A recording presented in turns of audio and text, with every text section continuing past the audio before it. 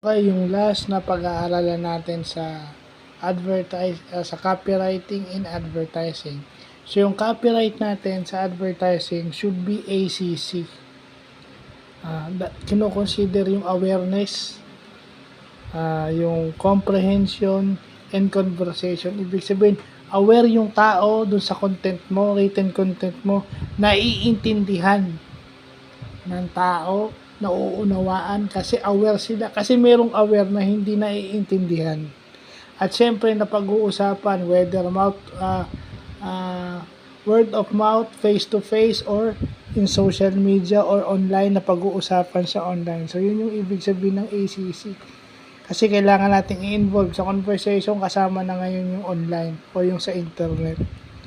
So yun yung mga importanteng nalalaman natin, yung awareness, comprehension, and conversation. Well, ayan tatlong elements ng marketing yan. Importante sa marketing yan, importante sa advertising yan. So, yun lang po.